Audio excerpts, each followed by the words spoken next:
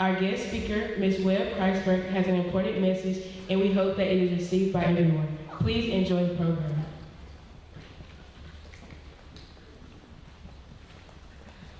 Ladies and gentlemen, if everyone please stand for the presentation of colors and remain standing for the pledge. Silently, please.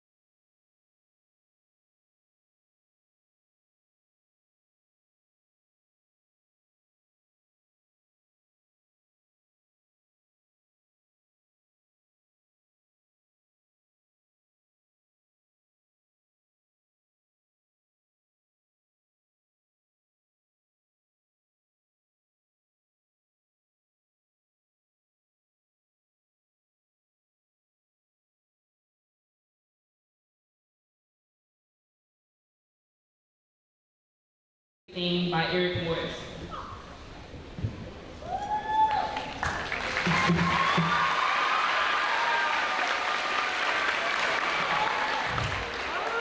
Good morning, Stanhope. Black History theme is African Americans in labor. Since 1619, African Americans' hard work has only added to the great history of the United States. In every avenue of life, we can see the results of African American labor.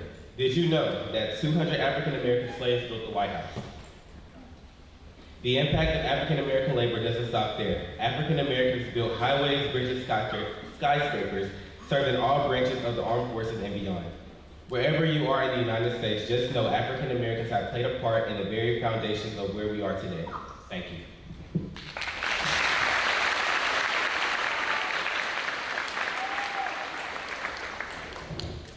Now we will have a song selection by the SCHS Choir.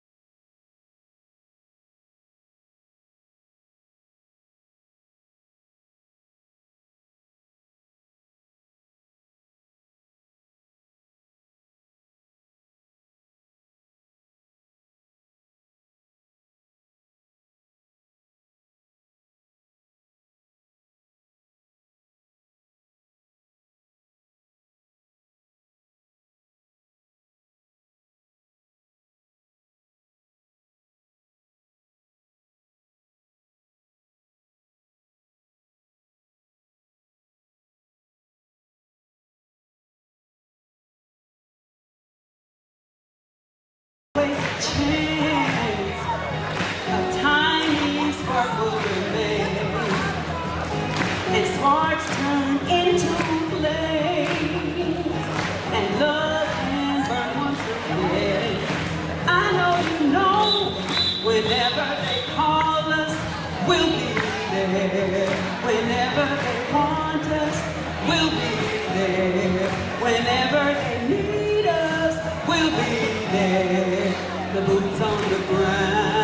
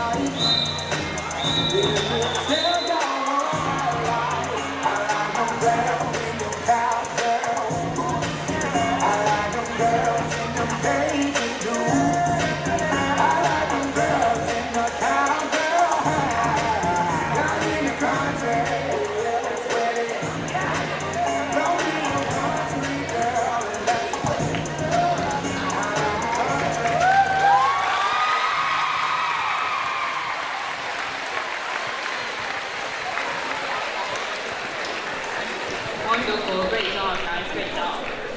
So now we'll have a special selection by Dash.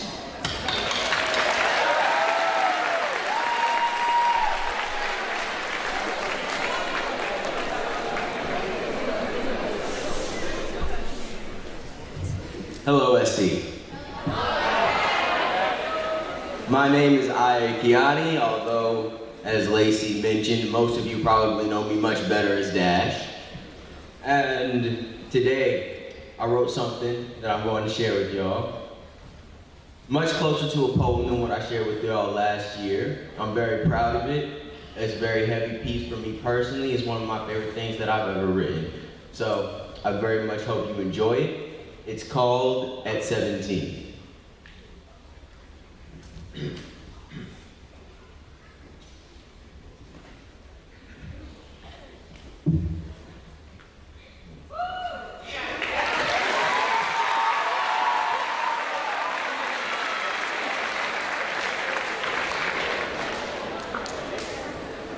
At 17, I am alive.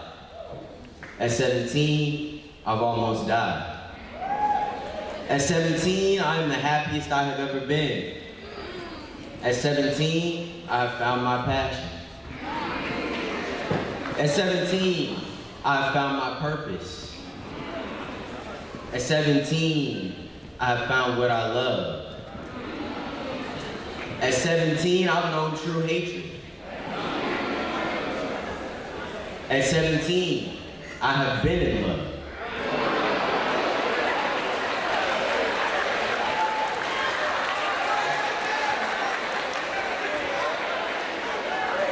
At 17, I've been heartbroken.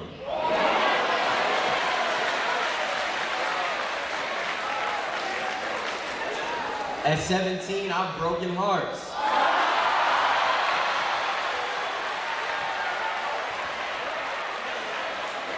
At 17, I've hurt people. And at 17, I was ready. At 17, I've made friends. At 17, I've made enemies. At 17, I've lost the ability to cry. And at 17, I hope to get it back. At 17, I have been a burden. At 17, I have been a blessing.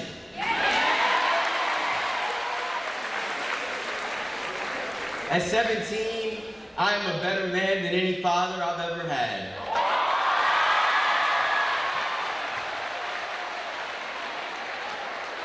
At 17, I have been used. At 17, I have been abused. At 17, I have been manipulated.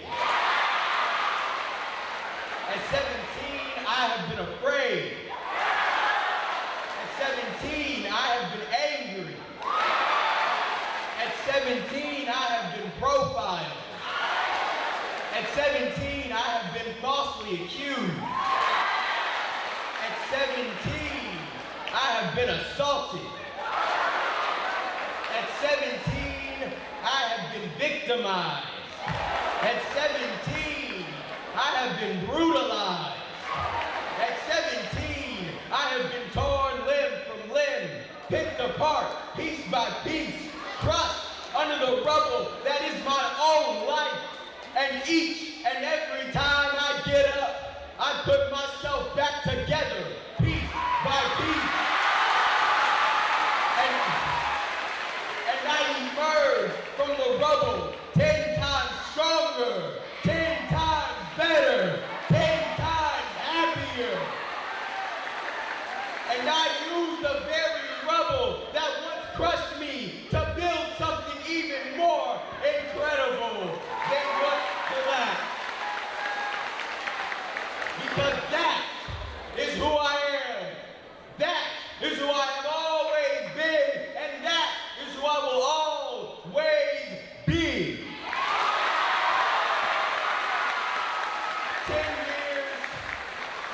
10 years from today, I will be 27, and I don't know what I have done or what I have been, but I do know that I'm excited to find out.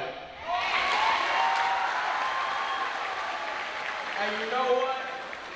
Some of you listening may not think this has anything to do with Black history. But the last time I checked, I'm still Black, and you just watched me make history.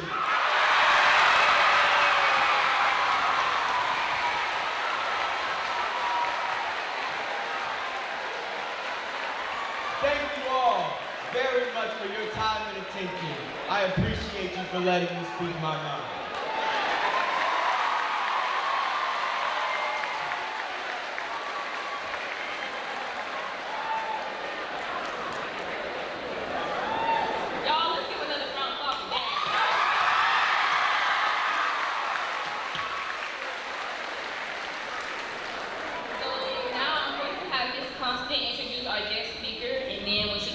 if you would please give her your undivided attention. Thank you.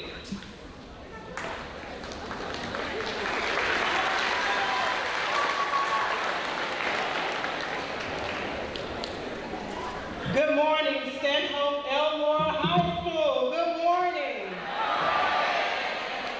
It is my esteemed pleasure to introduce to you some of our living history. Today we have with us a civil rights activist, an author, a youth advocate, and one that I can call friend.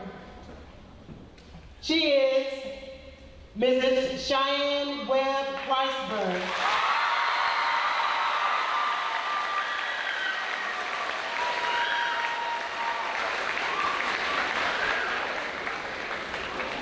I won't read her entire biography, but I do want you to know a few things about who sits among us. Mrs. Webb Weisberg is known as one of the youngest activists during the civil rights movement in Selma, Alabama in the 1960s, and named by the late Dr. Martin Luther King Jr. as the smallest freedom fighter. She uses her story to give us courage and triumph, her story of overcoming adversity to impact millions across the country and across the globe.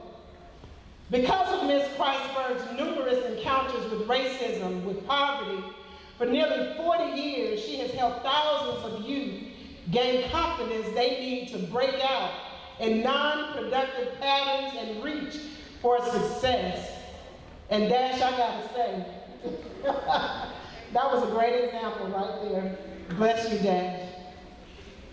In 1962, Cheyenne founded Keep Productions, which is a youth development modeling program to motivate young people and for them to become better leaders of tomorrow. Also, in 2017, Mrs. Webb Weisberg founded WILL, which is Women Impacting and Lifting Lives, to mentor and join forces with other women to seek to make a difference in the lives of young people. Lastly, over the years, Mrs. Webb Weisberg has received numerous civic and community service awards in the state of Alabama and abroad. She has appeared on several TV networks, such as the Oprah Winfrey Show, Good Morning America, CNN, the Tom Joyner Morning Show, and many other major radio and talk shows. She is also featured in the PBS documentary, Eyes on the Prize. You may know her as being recognized for her book, Selma, Lord Selma, Girlhood Memories of the Civil Rights Days, which is now a Disney movie nominated as the best television miniseries by the NAACP. Welcome with me, Stanhope Elmore, with a great roar of applause for Mrs. Cheyenne Webb Weisberg.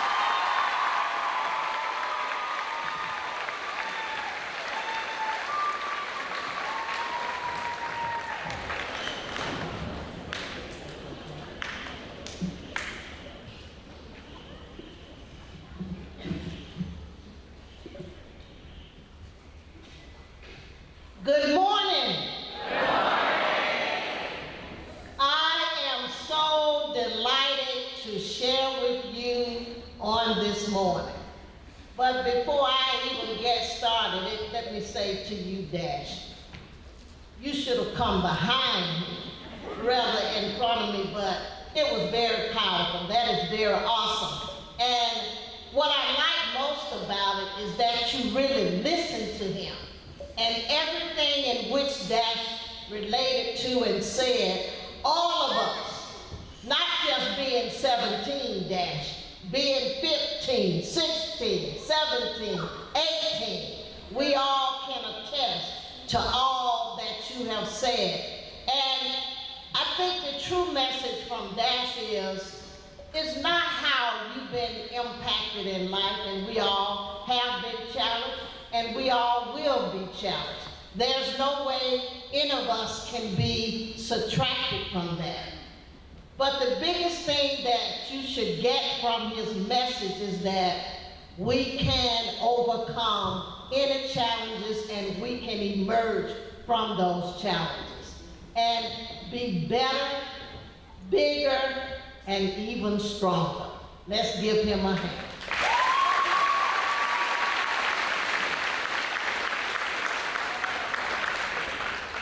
Let me first thank the principal, Mr. Fuller, and I just love him dearly.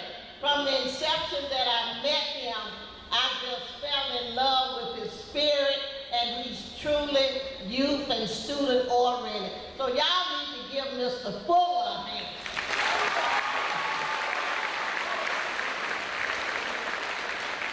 I think y'all call him Coach Fuller.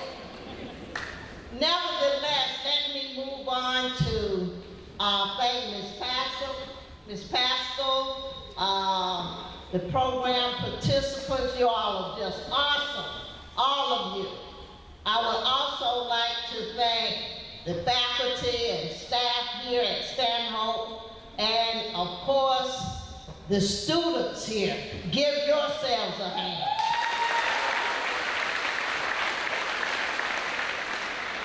Last, before I move on, let me thank my dear friend, Miss Francine Constant, for even thinking of me to be here to share with you this morning. I'm gonna ask, as you already have exhibited, I'm gonna ask for your undivided attention in this short period of time. And I hope that it's something that I could say to each of you that will strike a chord in some form or fashion to give you hope, to motivate you, to inspire you. You know, true success, it starts in an attitude, and it ends in an action, Mr. Morris. It ends in an action. It comes from belief in oneself and belief in one higher than oneself. However, it comes quickest to the one who combines confidence and determination with energy and enthusiasm, Eric. Let me say to you, I say these words very strongly because it was when I was 8 years old, growing up in George Washington Carver Projects in Selma, Alabama, from a poor family baby. Growing up in the midst of experiencing racial discrimination, violence, injustices, inequality, prejudice, violence and tears, and even death. People that I had the opportunity as that little girl to meet during that civil rights movement in Selma, when people had come to Selma in an effort to fight for their inalienable rights and for African Americans to gain the right to vote. Being right there in the midst, young people, it was devastating to me as that little girl.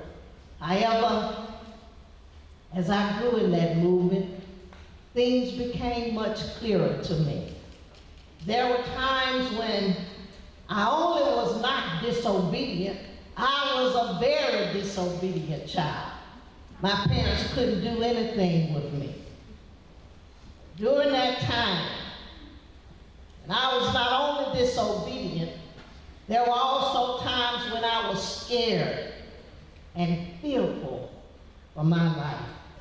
But it was the confidence and the determination that Dr. Martin Luther King and others had instilled in me as that child that gave me that encouragement, young people, to continue on. I could vividly remember the day in which I met the late Dr. Martin Luther King Jr. My best friend and I, we used to play right on the side of the now historic Brown Chapel AME Church. And that's where the movement took place. That's where Dr. King and all of the freedom fighters who had come from all over the country, who were courageous enough to come and join that movement. But my best friend and I, we were playing on the side of the church as we usually would do. And on this particular day, as we were playing, we saw these beautiful, beautiful cars that had driven up. And obviously, it captured our attention. Then we saw these people start getting out of their cars. And as they were getting out of their cars, there was one particular man that these 5 or 6 men started circling around him. We walked up to them. There was this one man who was assisting the man that was in that circle. He had on a nice white starchy shirt, a nice black tie, black slacks. And as that man was assisting putting his black suit coat jacket on him, he turned to us, he said, "Do you little girls know who this man is?" And of course, we didn't know who any of them were. He said to us, "This is Dr. Martin Luther King Jr." And as soon as he said that to us, Dr. King immediately started asking us the normal questions that adults will ask children. He asked us our names, and we told him our names. He asked us where do we live, and we pointed our little fingers in the direction of our apartments. He asked us what school did we go to. He asked us, were we smart in school? Then Dr. King would continue to ask us questions as they were making their way to the rear or the back of that church so that they can start this strategy meeting. By the time we got to the rear door, that same man who introduced us to Dr. King, he said to us, "You little girls can go on and play now because we're about to have a meeting." And Dr. King suddenly said to him, "No." He took us by our hands and he took us into that door, into the room where they were about to have their strategy meeting. And do you know what happened? When Dr. King took us into that room, before that meeting would start, young people, he went and got us 2 little chairs. And he asked us to have a seat. And then Dr. King would go and get another chair. And Hannah, when he got that other chair, Hannah, he set that chair right in front of us. Dr. King started giving us more special attention that as little poor girls, we weren't used to that. Dr. King continued to talk to us and ask us questions. And then there were a couple of questions that he asked us. He said, "Now what do you little girls want?" And my best friend Rachel and I didn't know how to respond to that question. He said, "Now when I ask you, what do you want, I want you to say what?" He said, "Now say it louder, children. What do you want?" And then his next question was, "Now when do you little girls want it?" He said, "Now say it louder, children. When do you want it?" Stanhope, let me tell you something today. This was my first acquaintance with the late, great Dr. Martin Luther King Jr. At 8 years old, a poor little girl, never knowing that after I would meet this great man, he would be the person who would add to my life like my parents and help charter my course for life. I didn't know the greatness of Dr. King until later. But I was being mentored by Dr. Martin Luther King and so many others as I was that disobedient child. And I'm standing here this morning, Stanhope. I'm standing in front of you as a product and true testimony of the inspiration that Dr. Martin Luther King bestowed upon me as a child. And I feel grateful to have met Dr. Martin Luther King because he has had a profound impact on my life.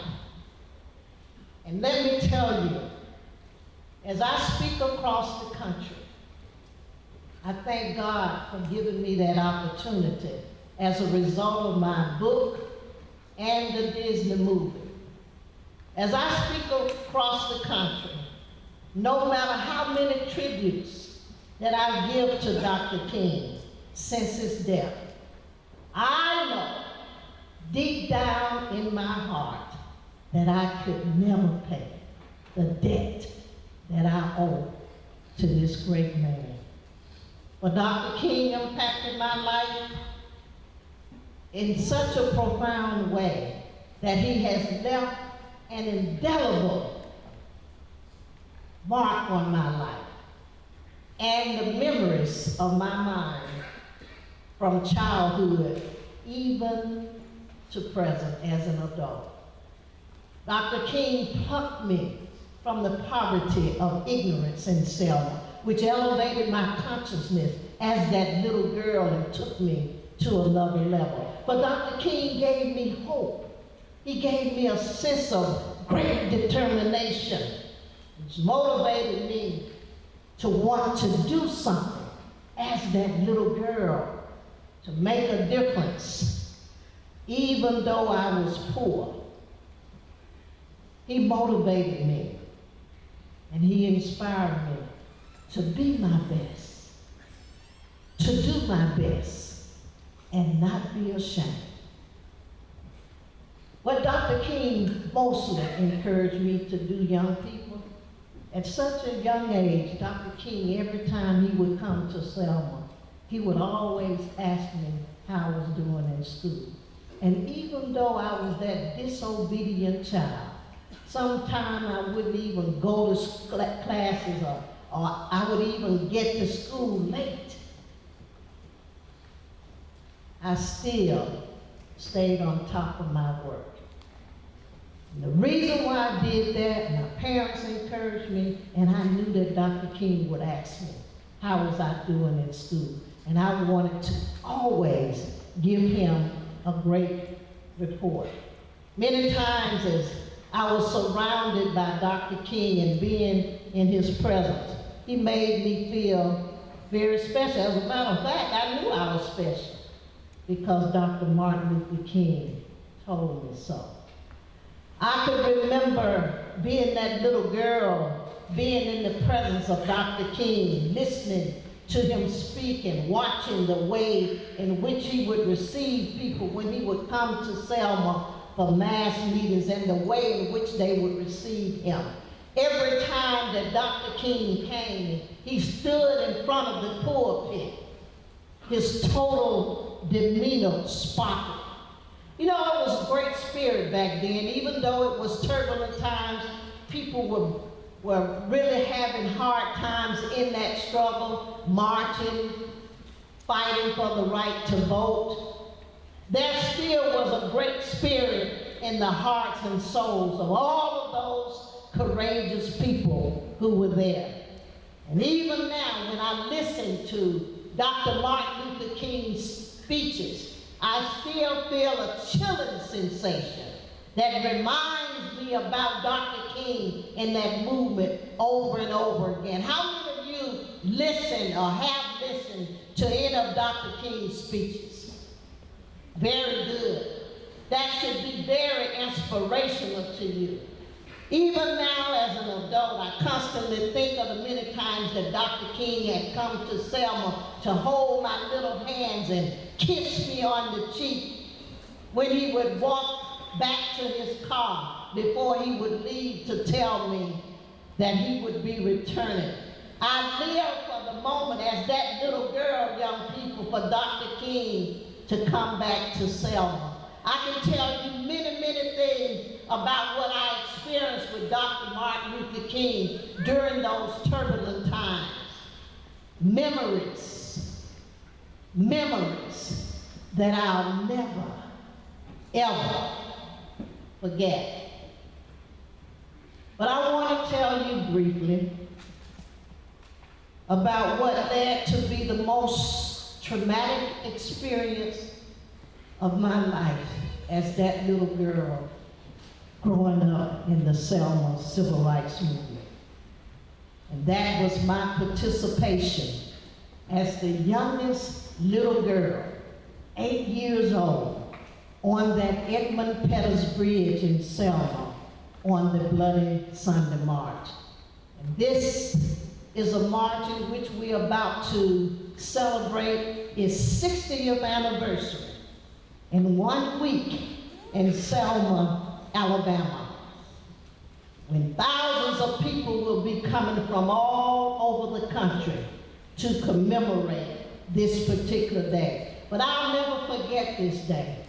Back on March 7th, 1965, many threats had been made about the possibilities of what would happen to anyone who would participate on this particular march.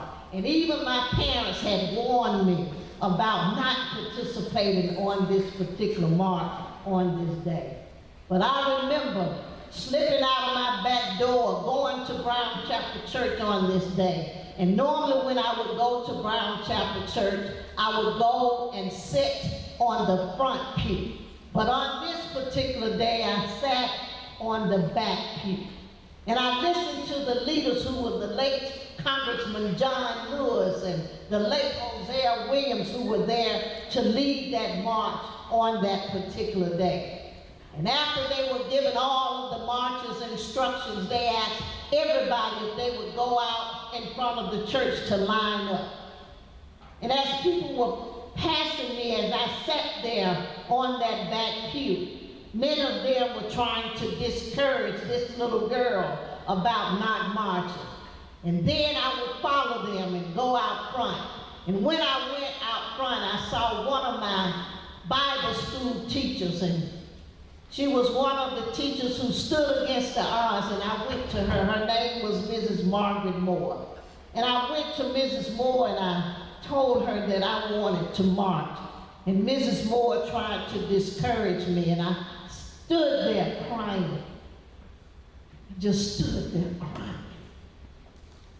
And then Mrs. Moore took me by my hands, and she said, "Come on, child." And then we prayed.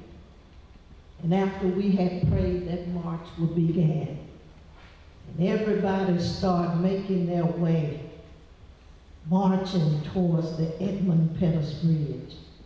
And when we got on the main street, Mrs. Burke Stresser, you know the street that I'm talking about, Broad Street. When we got on that street, I could see whites standing on the sidelines. The marchers kept their heads high as they were instructed quietly as they were marching, but as that little girl, I was looking from side to side. And I saw whites who were coming up to the marchers, spitting on them, throwing things at them, trying to distract them, and even calling them names. But the marchers kept on marching. And as they marched and made their way to the Edmund Pettus Bridge on that particular day, I was midway of the marchers with Mrs. Margaret Moore. I'll never forget, as we made our way to the Edmund Pettus Bridge, I looked down and I saw hundreds of policemen with tear gas masks. I saw state troopers on horses. I saw the dogs And I had become very frightened because I knew something was going to happen. Then the leaders of the march asked everyone to kneel down and pray. Prayer was always in front of everything that we did during the 60s. And after we had prayed, they asked the leaders of that march to turn everybody around. However, the leaders refused. And after the leaders refused, racism unleashed its brutality upon the marchers. Tear gas had begun to burst in the air. People had begun to be beaten down with billy clubs. The dogs and the horses had begun to push their way into the crowd and trample over people as if they weren't human beings. And you know, tear gas is a very burning sensation. If you get enough of it, it can even blind you. And as I started running like many others, trying to make my way back to George Washington Carver Projects, I could see many people who were bleeding, crawling, crying, and even falling. And I remember just being so devastated, trembling, not really knowing what to do. And as I was running, I'll never forget the late Hosea Williams, who was a leader of that march. He was trying to comfort me and others, and he grabbed me and he picked me up in his arms and my little legs. Francine was just still galloping. My eyes were burning. I was crying. As that little girl, I turned to Hosea Williams. I looked him in his face and I said to him in my own childish voice, "Put me down because you are not running fast enough."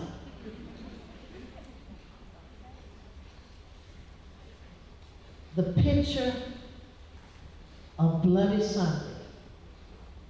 Young people, the picture of Bloody Sunday has never left my heart, neither my mind.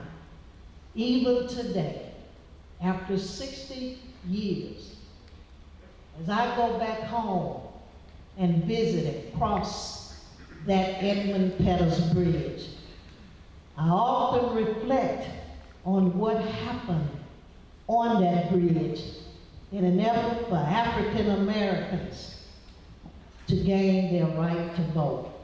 And young people, it just really wasn't about African Americans gaining their right to vote. It even drove into civil rights and human rights. What you have, the opportunities that you have today, it was people on that bridge and people who were part of that movement, who have died, that have paved the way for you today. And there's no excuse for you not to be your best and do your best.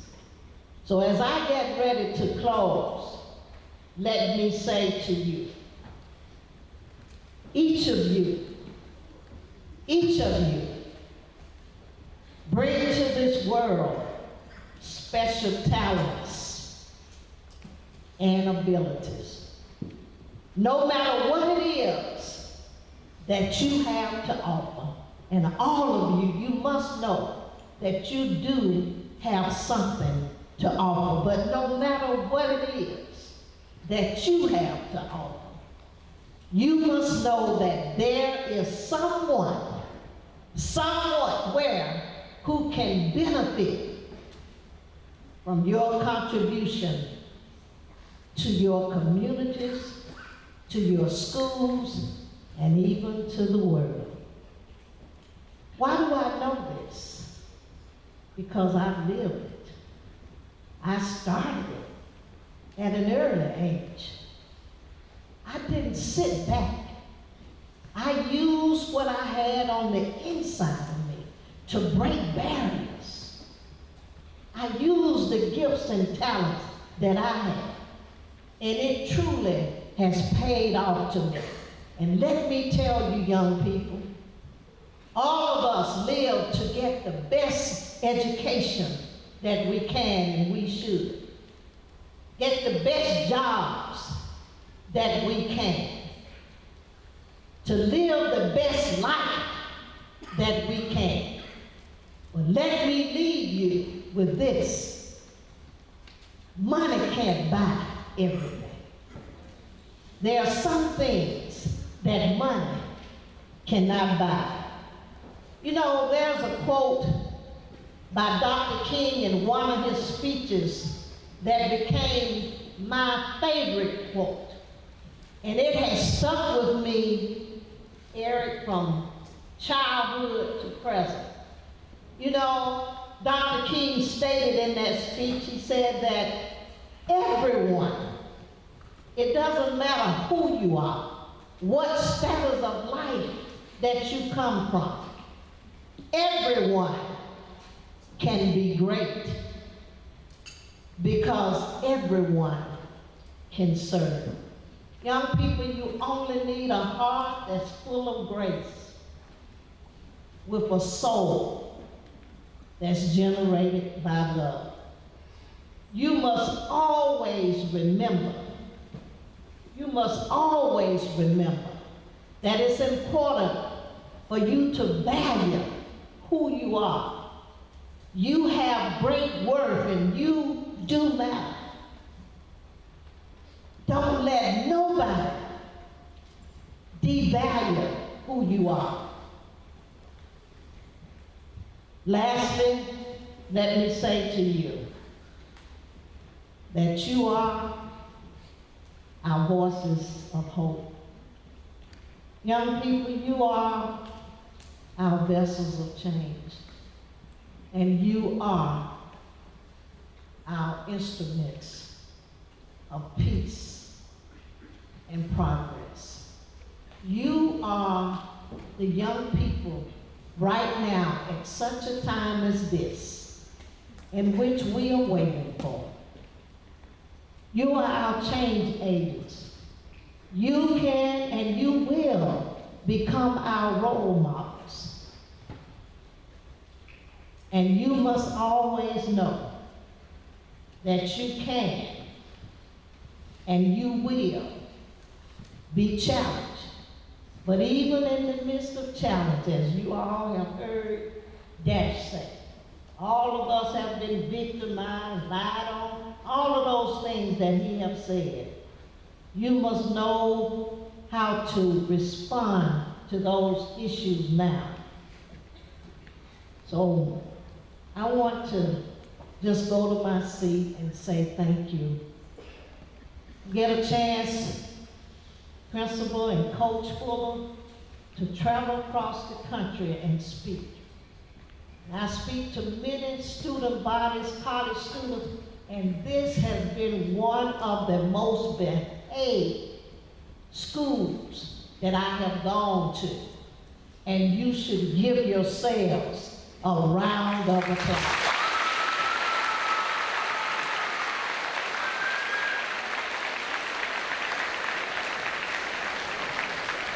So, let me leave you with these 4 things.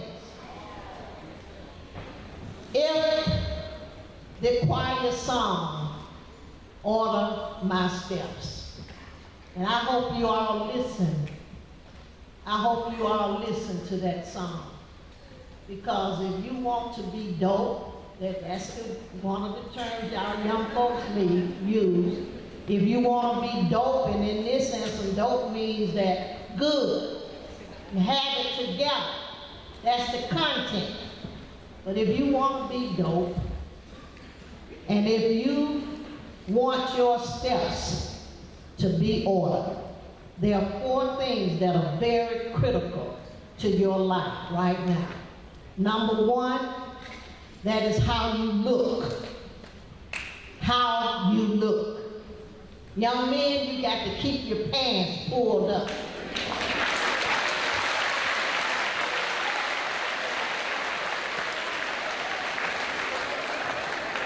Young ladies, you must know that you don't have to wear a crown or you don't have to have a title, but you must know every day that you're a queen.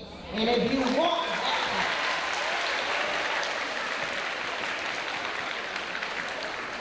so in order for you to be the young men of distinction and the young ladies, the queens that you are, you got to know how to act and behave. You got to know how to act and behave. The other thing is you got to know how to talk and communicate and articulate.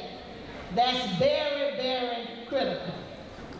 So I want to leave those things with you this morning, and thank you again, my friend Francine, and thank you, Stanhope, to the faculty and staff and all of the program participants, and I hope you listen to Dash's message. Thank you so very much.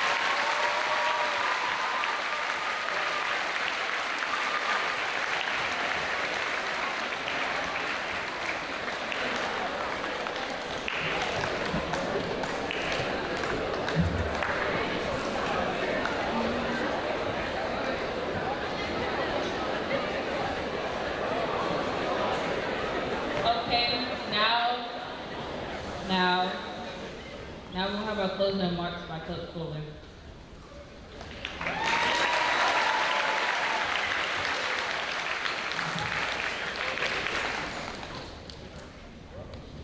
So I'm supposed to follow that? Oh, okay. All right. I'll do the best I can. Y'all give it up for Ms. Webb. Thank you. A few things I want to say about my life. But I do want to say first off, thank you. You can't get that in the history book. You can't get that in Luther. You can't get that in the theater. You can't get it in anything. And the courage to stand up and share that. I just want to say thank you. It was very inspirational. Y'all give it up one more time. And if you listen to it, I tell y'all all the time, how you look, how you behave, and behavior determines everything. And as a principal at a school this large, it makes me really, really proud when somebody of her stature says that this is one of the most well-behaved student bodies she's ever seen. And so I just want to tell you how proud I am of you. I want to tell you thank you again for sharing that story. I don't even know how to, Ms. Constance, you said no. I don't know how to follow that, to be honest with you. And I usually don't have a hard time talking, but I do right now. Young people, listen to what she said. Keep your head down, grind, act like you're supposed to, and good things happen to good people. That's just bottom line. Other than that, I don't know what to say here. I'm just going right now. I am so in awe of all that. That's unbelievable. Unbelievable. And the courage to do things. We implemented the cell phone pouch policy here. Don't start up. We implemented the cell phone pouch policy here, and I thought that I had some courage to do that. But the story and all the stories, and you didn't even tell probably a tenth of what all went on, maybe even less than that.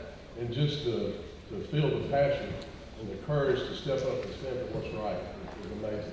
So I want to thank you again, Ms. Constant, Ms. Pascal, Morris, the young people that participated. If I left somebody, Coach Adams and everybody getting their gym ready, the custodians, everybody involved, teacher, faculty, and staff, I want to say thank you.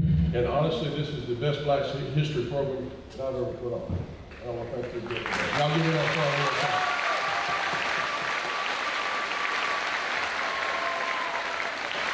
Now, okay, so as we wrap this up, I do want to say, hey, ladies, what year are we in right now? Okay, so what we'll do is Well, we're gonna make our way to third period when I say go. Hang on, not until I say go. Now we're gonna, listen, we're gonna do this orderly now. We're not just gonna rush out here on this court. We're gonna do it like we're supposed to, young men and young ladies. We'll start on the corners and just make our way down. Again, thank y'all, and y'all have a great day. And remember, we RSC, we win. JS.